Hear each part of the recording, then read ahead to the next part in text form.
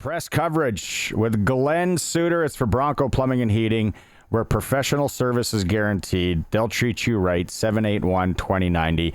I don't know what the plumbing and heating is like over in Europe, Glenn. I've only really ever been to London and Scotland. But I know Bronco Plumbing and Heating, they would do some good work over there. It's all old school, right? You got pipes running outside of buildings and in the middle of nowhere. Hey, we didn't talk last week because I was on holidays. Where are you today? Let's start with that.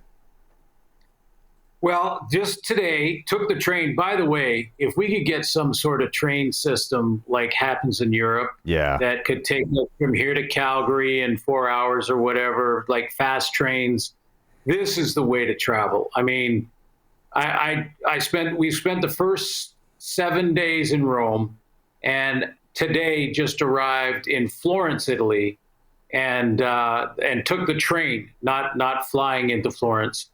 Unbelievably great way, relaxing way to travel, see the countryside, see all the wineries, and vineyards, just beautiful countryside. But you're right about a lot of the plumbing. I mean, there are still active aqueducts from the Roman Empire here in Italy. So I'm not sure how you attack that as a plumbing issue. Cam Sebastian and his team would have work until 2060 over there to get things in order. So let's get you took in an American rules football game over there. Yes, and very cool perspective gained here. We've talked at length for years now, since it started, the global initiative in the CFL. And I got a chance 2 nights ago to watch. This hat, by the way, is not the Philadelphia Eagles if you're watching online. It is actually a hat from the Lazio Marines, who are a pro team out of Rome that played against the Guelfi Firenze, who is the team from Florence that was traveling on the road to Rome. So we were invited by the GM to go and watch the game. I got to meet the GM of Guelfi's team. His name is Fabrizio. For sure it is. Yes. And, there's been so much talk about the global initiative, and should it be scrapped by the new commissioner? Is there really opportunity for revenues? I can tell you this perspective that I gained is, first of all, there were players that did jump off the board. Like there were players that I watched in the game 2 nights ago that, you have to be a little careful. First of all, it was just one game. And second of all, you got to compare the competition they're playing with and against. So it's hard because they're not there. It's really a developmental system that we'd have to look at the global initiative. But many have talked about canceling it altogether. I have said that I thought the pendulum went too far when we made it a mandatory roster spot. The league did. I still believe that. I think that's going too far. I'd rather see maybe 1 or 2 more Canadians, or maybe a Canadian and American added to the roster, and then have the globals come over, maybe 3 per team in a developmental position, because there are some great athletes on the field. I saw some great athletes last night. And the GM, Fabrizio, he talked about how excited they were to have this partnership with Canadian football. A lot of their representatives got a chance to come over to Canada and watch a Grey Cup a couple of years ago. And they were blown away by the enthusiasm, the crowd sizes, how important the game was, the history of Canadian football in our country. And they were really impressed, and they still are. So they love this partnership and would like to see it grow. Now, it has paused a little bit, and the communication, I think, is a little bit down. I'm sort of reading into things there. He didn't actually say that, but only because of the uncertainty in the league office right now. But I look at it and think there are some athletes. You can find athletes anywhere. Yeah. Is there a potential for revenues? Probably too soon in my sort of investigation. I might go, Barney, to a game in London as well, because now I've talked with the PR. I have a connection with the PR person with the entire league, and we're setting up the possibility of going to meet some of the people involved. And there are 1,500 teams playing American rules football in Europe. I had no idea.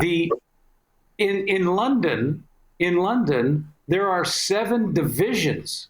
Wow. Of American rules football.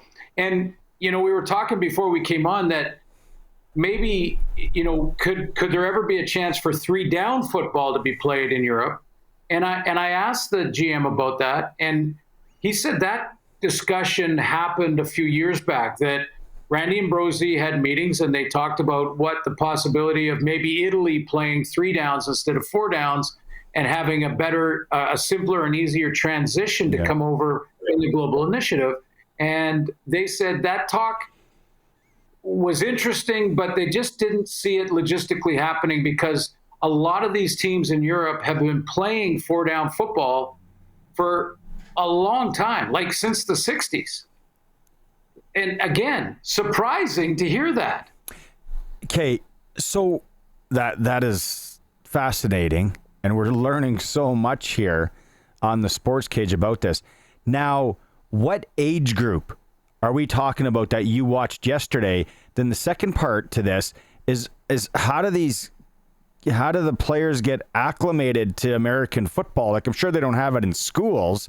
So is it like kicked into the fire in your late teens if you want to play? How does that work?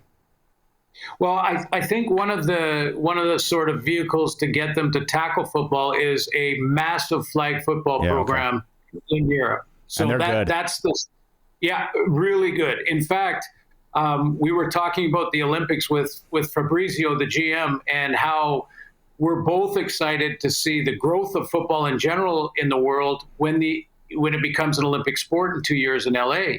And, he said, we have some good teams that could beat the U.S. And I said, I've been saying that about Canada for a while now, too, because they do. So there is a lot of club teams that, you don't get paid or anything like that when you're young, 18, 19, but you're playing on the club team, tackle football.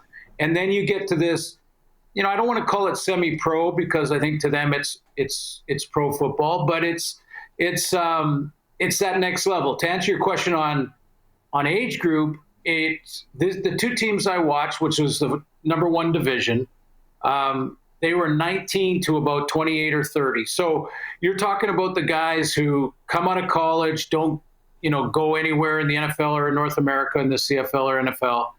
And they want to keep playing, make a little bit of money. And maybe through these initiatives and global scouting, they get a chance to go and play in North America where there's 2 pro leagues, 1 and 2, and a chance to really make a living at it. How does the import rule work in, let's say, in the Italian league then? Well, what they can do is, I believe it's 3 or 4 players. They can bring in, I think, two Americans or Canadians, and then 2 from out of country. So I think there's 4 per team, and those guys get paid. The coaching staffs get paid. There was 1 quarterback playing for the Guelphi Firenze 2 nights ago that went to USC and played his college ball there. Yeah. So, and here's a connection for Rider fans. Baldonado, who I believe is emerging as a potential starter this coming season on the D line for the Riders. He played for Lazio. He is Italian, part of the global initiative. And he played for this team I saw a couple of nights ago. The GM couldn't rave enough about him. So a couple of things I got, Barney, that just sort of jumped out to me. One was the respect and how much they love CFL football in this initiative here, but also that maybe I know that there's excitement there. My question would be, through more investigation, how long will it take to start generating revenue through this process for the CFL? Like, how long will that take? Because when I showed up at the facility to watch this game and I met the general manager, he took me to his office. And Fabrizio, if you're just tuning in, Fabrizio, Glenn knows him as Fab now. He's his boy. They drink Italian beer together. No, we actually had a couple of espressos. Sorry, go ahead. But, you know, he talked, like, the first 20 minutes of our conversation, he was talking about Baldonado and how proud they are of what he has accomplished in Canada and how he's becoming a starter. And he went to the University of Pittsburgh and had a tryout in the NFL with the Giants and played some preseason games down there and then came up with the Riders. So, you know, I think the football people here in Europe are, you know, this is just, again, one game, one general manager. I'm going to meet more as this trip goes on. But, you know, I think they're real keen with trying to keep this alive. I still think, and this is a personal opinion, that we make it a developmental type of process. Like, bring the kids over, have 3 or 4 of them per team, and until they're fully ready to make the next step, don't put them on the roster, but allow them to practice with the team, scout team stuff, be part of the organization. I know there's a cost involved there, no question. That might be the only thing that is the problem. But, you know, I used to think maybe this should just be scrapped and thrown away. There may be potential down the road for some way to generate revenues because they are so excited about this kid playing in Regina. You know, they were telling me about all the rider gear that they are accumulating because they're following Baldonado. Now, if, let's say, a star receiver came from Italy or London or something like that and was playing for the Riders, you know, now maybe you do get people excited. Now he did mention Fabrizio. Did I mention his name? Fabrizio. Fabs. Love him. Good guy. Fabs.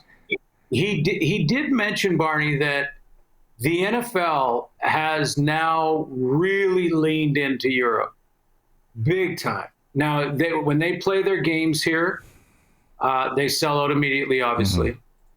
And again, they're playing 4-down football, so there's a real connection there.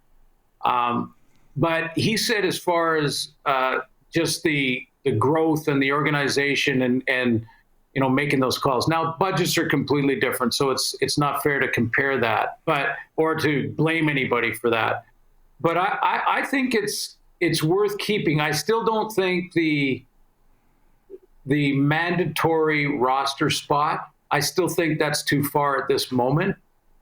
But I watched, I listened, I made notes on 4 or 5 kids that I watched in this game, and I thought, you know, I need to see their times and I need to see them longer and talk to them and things like that. But these are 19, 20-year-old kids that, you know, there was one quick returner. I thought he is ideal for Canadian football. That was my next question. I said, is this kind of a scouting mission? And I know you don't work for any of the teams because you're going to be the commissioner soon. But, hey, Jeremy O'Day, some of those guys, sometimes they listen to the program at the Rider office there. There you go. Glen's got boots on the ground in Italy. We could have some speed. We could have some diamonds in the rough here. Now, okay, so I'm looking at the standings here in the Italian American Football League. And the Guelfi Ferez, they're on a 2-game winning streak. They're on a mini heater. And then the Lazio Marines, they're the last place team. Guelfi's first place. So you saw first versus last. Lazio's on a 2-game losing streak. I heard they got to be tougher in the trenches. That's all there is to it. They got to be better. No, but so this league, do they have a championship? And then is it like soccer or hockey in Europe? Do they go play other countries and do they go play these London teams, or this is just strictly Italy? Yeah, you know, that's a good question. I know that they have their own championship in Italy for sure. And by the way, this is the Guelfi hat. I think I said Lazio off the top, but this is the Guelfi hat. That's the Guelfi Ferenc. And yes, and your website, and if I Google, it'd be the same thing right now, is not been updated yet because Lazio beat Guelfi. Oh. I wonder what the betting line would have been on that. Taking the dog. I love it. Lazio, what's up? Yeah, and so but I saw a couple of returners. To your point about the athletes, I saw a couple of returners, some great one-handed catches, and you don't, there's nothing to do with competition when a guy throws a deep ball and a receiver who's 6'4" that can run pretty well goes up with one hand and brings it down for a touchdown, which I saw in this game. I thought, see, that has nothing to do with competition. I mean, that's just athleticism. That's an athlete. That's an athlete. Yeah, you see it in the flag football in the World Championships. The Italians were so good, and they had tall and fast receivers. Now, the other question I have that I wanted to ask you was it more passing, more running? Was it 50-50? Was it leaning more towards the passing game? I think it would be like a typical NFL game. Really, okay. There was balance in it. There was balance in it, and it probably has a lot to do with the quarterbacks and the offensive personnel that these teams had. The one team, Guelphy, was throwing the ball a lot more. Their quarterback was very athletic. He's the UCLA or USC guy, and he was moving around a lot, throwing on the run, taking off and running, a lot of ride and decide, read option type plays. And then on the other side, Lazio had more of a running game. So, but they had a stud running back.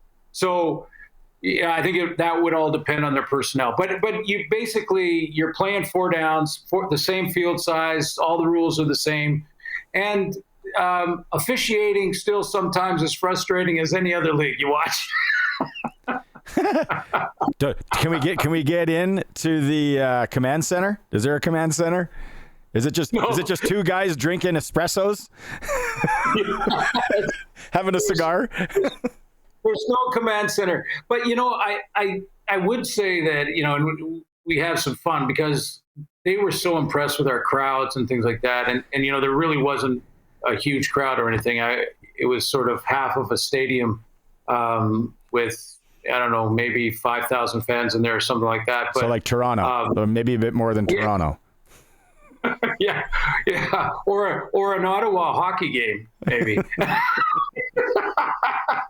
But the again, I've heard some shots like all we get is kickers.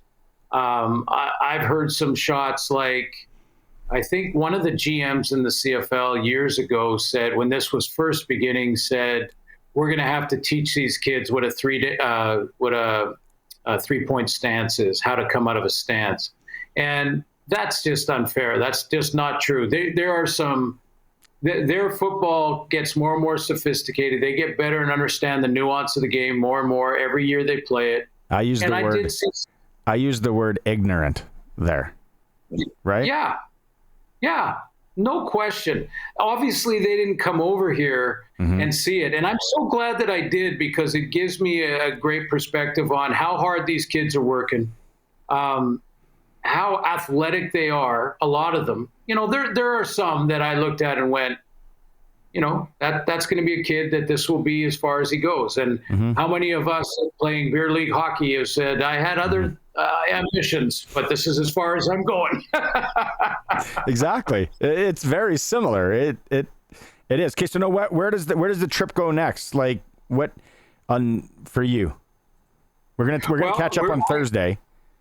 Yes, I'm at the Palazzo Vecchio right here in Florence, and going to do a whole bunch of the tours of the museums and the art galleries and things like that. Some of the best art in the world is here in Florence, and then it's off to Normandy, and that's part of the trip that we're going to make the drive to all of the beaches, Omaha, Juneau, all of them. All the memorials, the cemeteries, and we're going to go to Vimy. I think it's about a 4-hour drive to get to Vimy Ridge, but everybody that I've talked to that has been there said, I've got to go if I'm over here. So we're going to make that drive and get a car, and that'll be in 4 or 5 days. We head to Normandy. That's awesome stuff. Well, I know it's late there, and we appreciate it. He's our Guelphy Ferenz insider, Glen Suitor, joining us, press coverage, and it is for our friends at Bronco Plumbing and Heating. Need anything done on the plumbing side, call Bronco Plumbing and Heating. They'll treat you right. 781-2090. Okay, get to bed, Glenn. Lazio, let's go Fabrizio.